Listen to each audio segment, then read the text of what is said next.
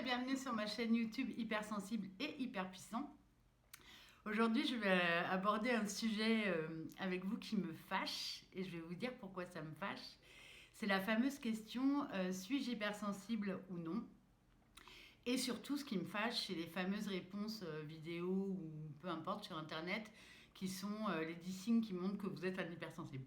Donc, je vais être très sincère avec vous. J'ai mis ce titre-là par provocation. Et je vais vous expliquer pourquoi, pour moi, c'est une hérésie en fait d'aller écouter ces signes ou pas.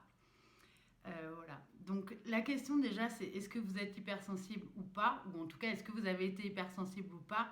La réponse, elle est incontestablement oui, parce que toutes les recherches montrent que la majorité des enfants entre 0 et 7 ans fonctionne de cette manière-là. Parce que bon, faut savoir que voilà, j'aborderai ce thème dans d'autres vidéos, mais l'hypersensibilité, c'est pas un trait de caractère, c'est un mode de fonctionnement. Voilà. Donc j'aborderai peut-être ça plus en amont dans d'autres vidéos, je ne veux pas tout mélanger. Mais en tout cas, voilà, entre 0 et 7 ans, la majorité des enfants fonctionnent avec ce mode de sélection de l'information et ce mode de fonctionnement comportemental qui est de fonctionner avec ses émotions. Donc oui, par définition, tout le monde est hypersensible à l'origine.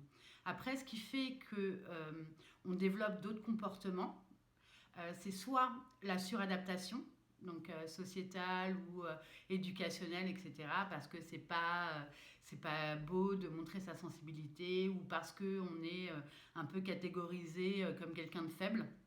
Et ça, pareil, je vous le détaillerai dans une autre vidéo, mais ce qu'il faut savoir, c'est que c'est vraiment en fait ce qui donne cette image de vulnérabilité, c'est juste la traduction française. Parce que normalement, à l'origine, le terme c'est haute sensibilité, c'est pas hypersensibilité, et que voilà, c'est la traduction française qui en a fait une hypersensibilité, et avec l'image qui va avec de vulnérabilité et autres que je vous passe. Voilà. Mais la question, enfin la vraie question à l'origine, c'est est-ce que je suis hypersensible? Donc oui, en tout cas, vous l'avez été entre 0 et 7 ans. Et ce qui a fait que aujourd'hui, peut-être vous ne l'êtes plus, ou peut-être que d'autres ne le sont pas, parce qu'en fait, la majorité des études montrent que seulement 20 à 25% de la population a ce comportement d'hypersensible, donc peut être étiqueté d'hypersensible, entre guillemets. Et que en fait les autres pourcentages de la population, enfin il y a 20 à 25% d'hypersensibles et il y a 20% des populations qui sont quand même sensibles. Ça veut dire qu'en vrai, il n'y a que 50% de la population qui fonctionne de manière insensible, ou en tout cas qui a appris à fonctionner de manière insensible pour répondre justement à cette société qui parfois peut être dure. Donc voilà. Donc la vraie question à vous poser, c'est déjà pourquoi vous voulez savoir ça. Est-ce que c'est pour rentrer dans une norme? Est-ce que c'est pour vous coller une étiquette comme on a pu déjà vous en coller avant? Et la vraie réponse à avoir, c'est est-ce que ça vous convient ou pas, ça? Et donc si, malgré tout, vous posez quand même cette question-là, je vais, moi, pas aller interpréter les résultats parce que voilà, quand je vous invite toujours à faire preuve de discernement, et ce qu'il faut savoir, c'est que peu importe qui parle, c'est toujours la traduction de ce que la personne en a compris. Ça veut dire qu'il y a un biais cognitif, en tout cas il y a un filtre qui a été mis entre l'information et ce qui vous est livré. Et je ne veux surtout pas faire ça, en tout cas c'est ce que j'ai fait au départ, mais voilà, je vous invite à faire preuve de discernement par rapport à ça, quoi qu'il en soit, et même par rapport à ce que je viens de vous dire.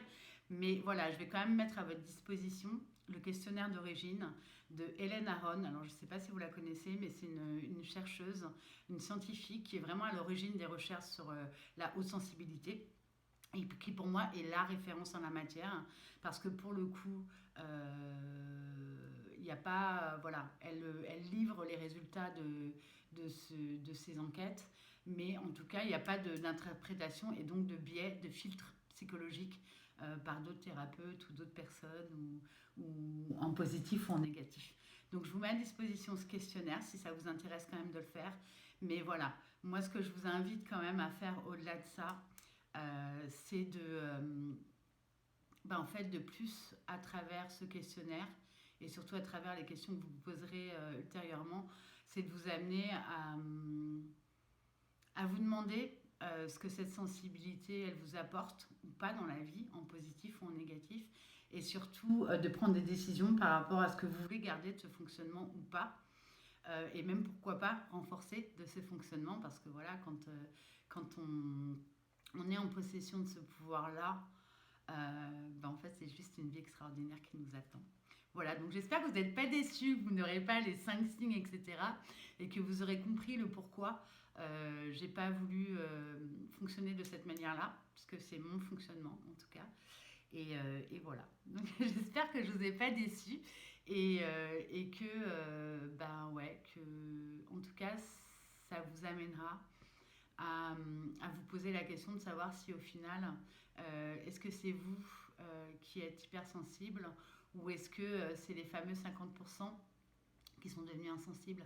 Et je vous invite vraiment à vous poser cette question et à travers ça peut-être à imaginer comment pourrait être le monde si on n'avait pas tous ces biais cognitifs et en tout cas toutes ces suradaptations pour se blinder, pour éviter de souffrir et pour répondre à ce que le monde attend de nous.